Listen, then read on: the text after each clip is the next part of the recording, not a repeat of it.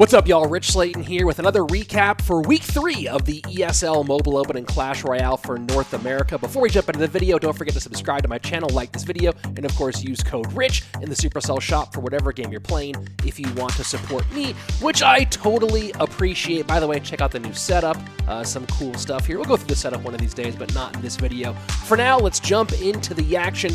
Of course, one more thing before we do, look in the description below so you can sign up to play in the ESL Mobile Open and maybe win some cash prizes and maybe be featured on one of our weekly recaps. All right, enough of that. Let's go jump into it, our Week 3 recap for the ESL Mobile Open in North America.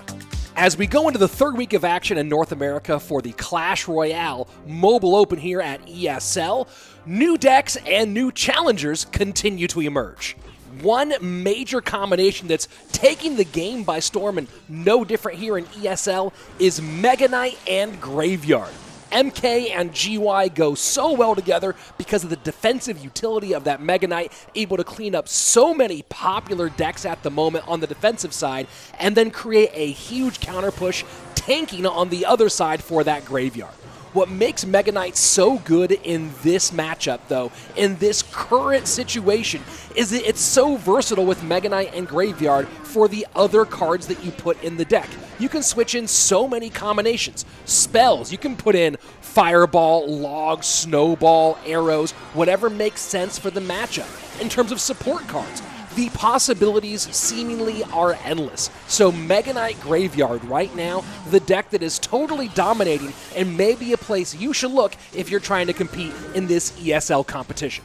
Not only are new combinations and new decks taking over the competition here at ESL, but new challengers have entered the arena, and one in particular should make a lot of people very nervous, and that is Vanguard and Team USA player Kazem. Kazem has jumped in with 3 quick wins, and he is a very, very solid player with tons of competitive experience. An 82-88 personal best on ladder. That's right, 8K personal best with 6 finishes in the top 100. On top of that, he's currently 63rd overall on the Clash Royale League worldwide leaderboards, which puts him within striking range of qualifying for World Finals. Kazem's entry into this competition should put everybody else on notice because he is an immediate contender for the title. Talking about new players, we have had some shakeups at the top of the leaderboards this week. Some names you'll recognize, but some names have fallen out of that top. One of those being Zod, no longer in the top 3 at the moment, but of course still in the top 10 overall. Hanging on to that number 3 position right now is Ruby, who had some pretty good wins, capitalizing on mistakes of his opponents, continues to do what he's been doing throughout this competition. Took a big loss to Smurfblade, though, which meant giving up that second place spot by just a hair. We do have a new leader overall here in the ESL North American region. Jaco has not played since the 16th of this month. A solid rating right now with 9 wins and 1 loss. Maybe playing it safe could work for him, but at the moment he's been overtaken by a new player, Bocce, or Baki. Bocce is clearly a step ahead of the competition right now, making some really great plays, and going to a record of 10-1 currently on a 7-game winning streak. So we currently have a new leader. The question is, how long can Bocce hang on to that, and will Jaco pick up his phone once again? That's it for our recap. Now it's time for the game of the week, and as I said, the action's heating up all the way across our rankings at the moment. Here we go with a match from our top 10, featuring our number 9 ranked player, Spicy Nachos, up against current number 6, has fallen out of the top, but looking to battle back, the Canadian Smurfblade. Here we go, jumping into the action. Spicy Nachos, top of your screen. Smurfblade at the bottom. Smurfblade currently 7 wins and 2 losses overall in the competition. Spicy Nachos 4-3. And Smurfblade opening up with what looks like might be P.E.K.K.A. bridge spam with the Royal Ghost behind King Tower. Dark Prince in response.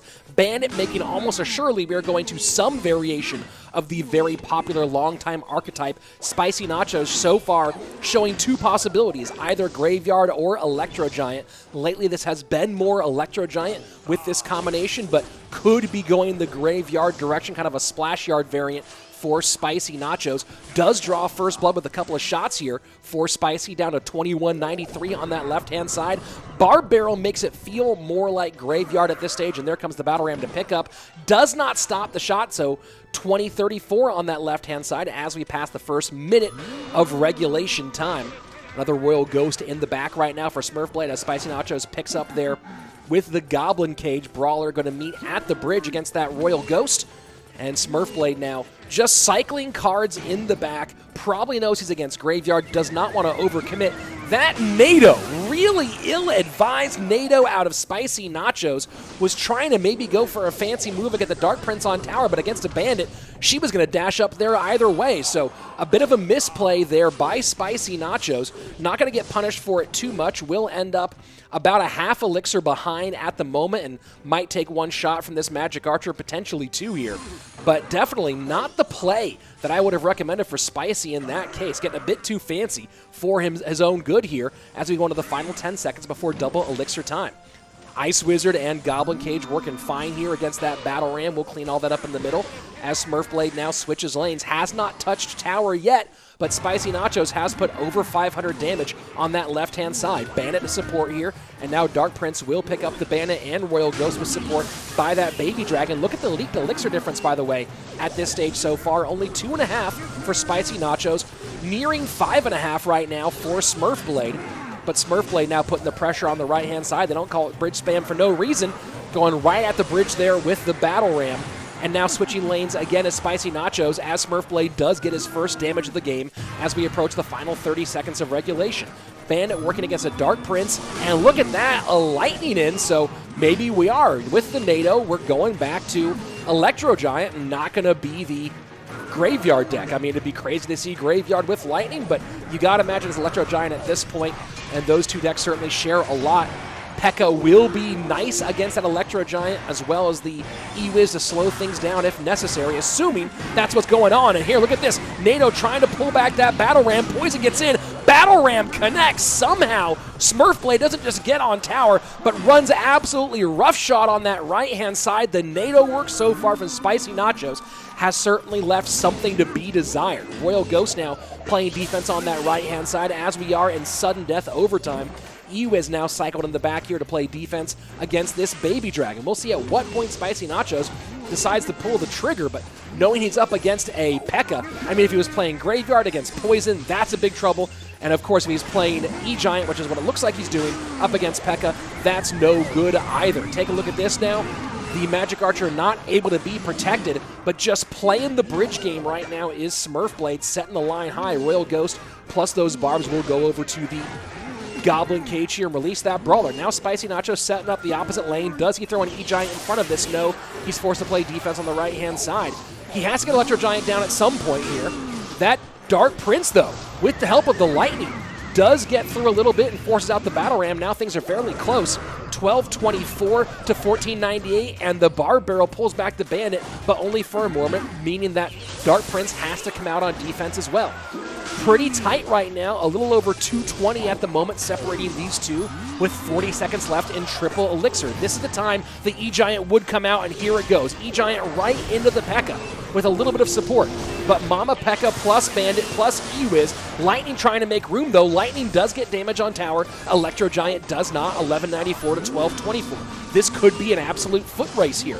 Poison and Zap versus NATO and Lightning. We'll see who comes out on top as we go to the final 15 seconds. Magic Archer trying to make room for that Battle Ram. Not going to happen. Does need to control that Baby Dragon left-hand side. E-Wiz goes and picks up the Baby Dragon. That is not the Electro Giant you want to play at this stage of the game. Has to use the NATO defensively. That's going to give up some opportunity. The Lightning comes in. Zap tries to steal it back, and Spicy Nachos steals this one by such a slim margin. 108 HP. Lightning beats Poison, and that is a big-time win for Spicy Nachos in our number 9 spot. Man, what a great finish. That's why I love Clash Royale. Close, down-to-the-wire games. You get some all the time, and it makes the game so exciting to play. Hopefully you enjoyed that. I know I did. Hopefully I'll see you here next week. Go to play.eslgaming.com to register, and you can be part of the North American region for Clash Royale. I'll see you next time. I'm Rich Slayton.